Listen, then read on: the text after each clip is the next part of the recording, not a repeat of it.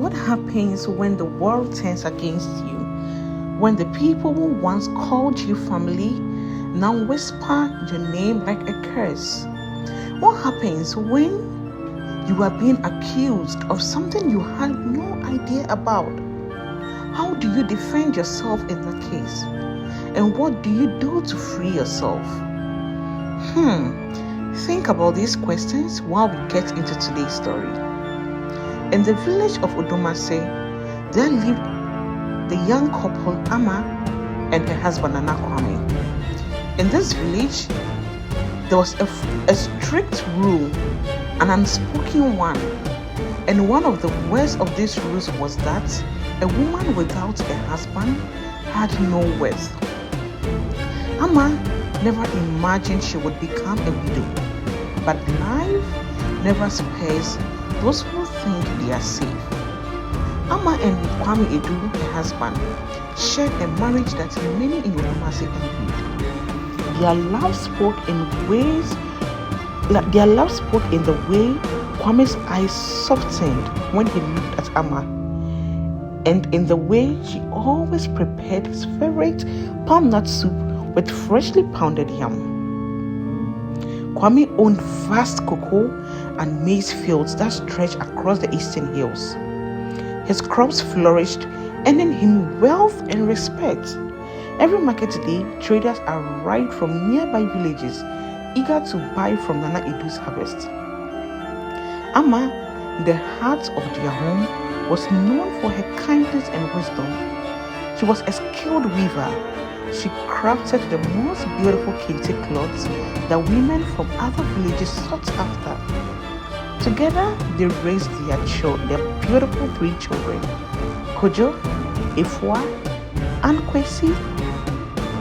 Kojo, their eldest, had just turned 12, and he had started working alongside his father in the fields.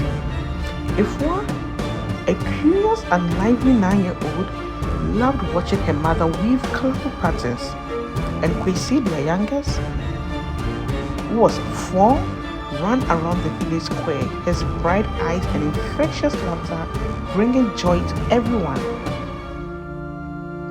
Evenings at their homes overflowed with love and laughter. Kwame and Ama sat on a wooden stool under the baobab tree, watching their children play. They told stories, shared jokes, and basked in happiness. In fact, their home was just a beautiful Ghanaian African home. In the evenings after they got back from work, they spent time with their children, looking at them play and having a beautiful event at home. In most cases, anytime her husband, Kwame Edu, came from the village, he would bring home farm produce and they would cook delicious meals and eat. In fact, their home was just a beautiful home and they truly loved each other as a couple. But happiness is fragile. One night, Ama lay beside her husband Kwame. Their breathing in sync, their bodies warm under the thick woven blankets. The night was still, the only sounds, the distant croaking of frogs, and then the pool, and then a cool Hamatan breeze whispering through the trees. But when dawn broke, something felt wrong. Ama could just not feel right in her spirit. She woke up before the rooster crowed, as always. She stretched, blinking against the first light of morning, already thinking of the day ahead. She fetched water, preparing breakfast, and weaving her clothes for the market. She just started her normal day, the usual things she would do on a normal day. Prepare food and get the kids ready for school. And then she turned to wake up her husband, Kwame.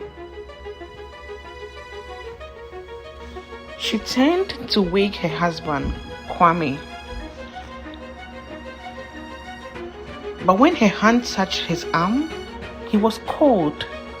And then she frowned. Why is he too cold? The room isn't that cold. Then she whispered, Kwame. She whispered his name, Kwame, while shaking him gently. It's morning, Kwame, you'll be late to the farm. But then Kwame did not move. She shook him gently again. Kwame, it's late. You slept in today. It's late. Kwame did not move. Then a sharp chill crawled up her spine. She shook him harder. Kwame, wake up. And there was nothing. Kwame did not respond. Then her heart started to beat faster and pounded in her ears. She pulled back the blanket and gasped. His face was frozen, his eyes open and staring at the ceiling. What could be happening? His mouth hung slightly open as if he was caught mid-breath. A strangled scream escaped Ama's throat. She pressed her fingers against his chest. No, rise and fall. She placed her ear against him. No heartbeat, no warmth, no life, nothing. She pushed Kwame, thinking he was going to shift on the bed. Nothing. Kwame, no. Ama could be heard screaming. Her hands trembled as she grabbed his face. Tears blurred her vision. She shook him again, harder this time, with her voice breaking. Kwame, wake up, please. This is not funny. Wake up. There was silence in the room. The world tilted. Ama felt dizzy. This couldn't be real. It had to be a nightmare. She pinched herself to be sure she wasn't dreaming. And then she screamed his name over and over again, but there was still silence in the room. A passing neighbor heard her cries, and within minutes, the entire village knew and came around where Ama was. Everybody came in trying to shake Kwame to wake up, but Kwame wasn't waking up. And gradually, her house was filled with the entire village. As soon as they got there, they all turned against her. They did not even ask Ama what was happening. No one said anything to her. They just came around, rushed into the room to wake Kwame up. When he didn't respond, they turned against her. By midday, the elders dragged Ama from her home. She stood barefooted in her nightcloth, with her face twisted in confusion as the village gathered. Some looked on with pity, but most of them glared with judgment. Tifowusu, an old man with a voice like rolling thunder, struck the ground with his cane. Ama, he boomed, you were the last to see your husband alive. How did he die? Tell us the truth. How did your husband die? Ama's heart pounded. I don't know. We ate the evening before, we laughed, we took our bath, and we both slept. When I woke up, he was gone. Then the crowd murmured, lies.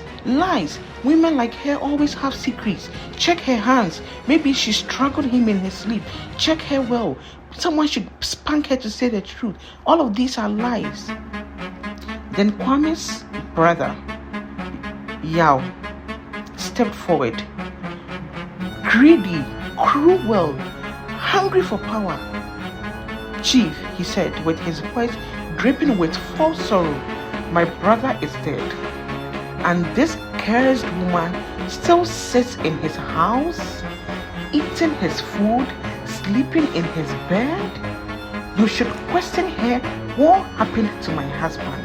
She should tell us the truth, or else I'm not taking this lightly. She is the wife of my brother, and if my brother is dead, she needs to give us a response to where he is. Then the people nodded. Yao's eyes burned with hatred. A widow cannot own a land. A widow cannot own wealth. Everything my brother had belongs to his blood.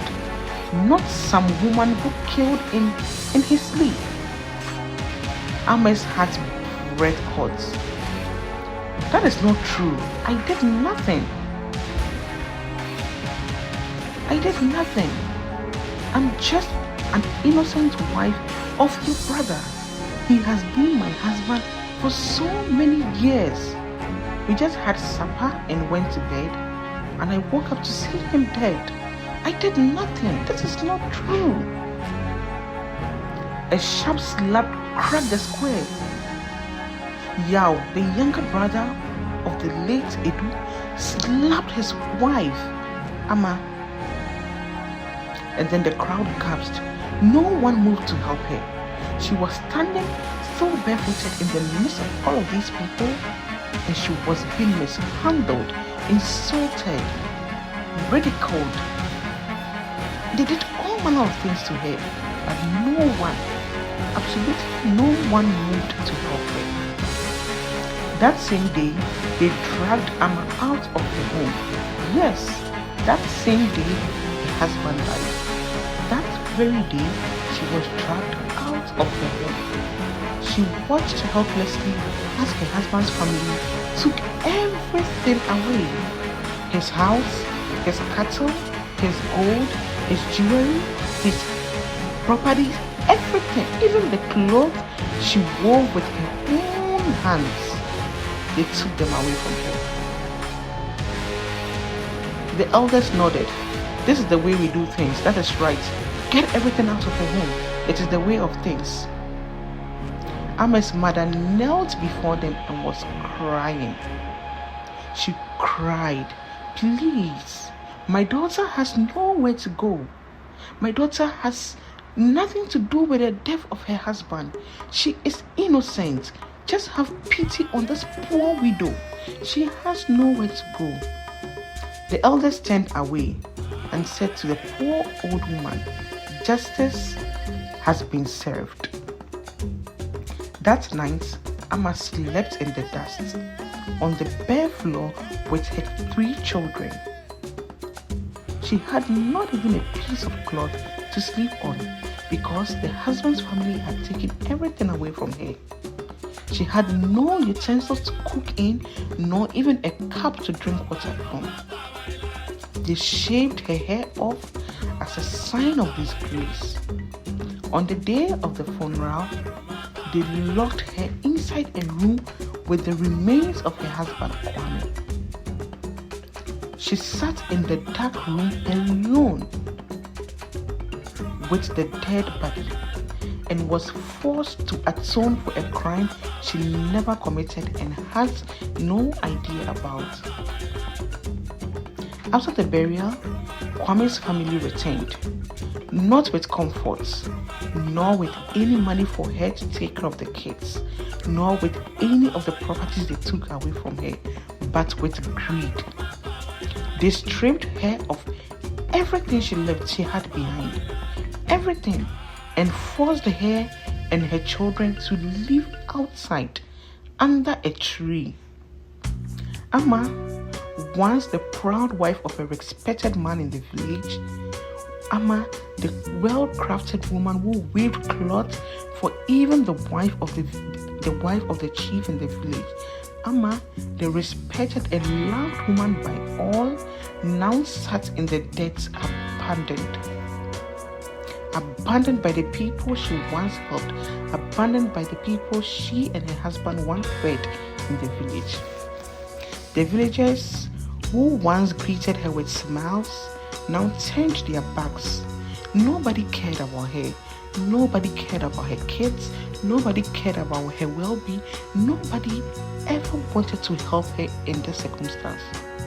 Determined to survive, she tried petty trading to take care of herself and the kids. She sold firewood, sold granules, even sold the remaining kente cloth she had. But no one bought from her. No one bought from her in the village. Who wants to eat food made by a murderer? They whispered. And so for that reason, no one bought from her, and her business went down the drain. Even her own family members started to mistreat her. At this point, they started to believe the naysayers. They started to believe what the villagers were saying about their daughter. If you are innocent, why has the whole village turned against you? Her uncle sneered one evening.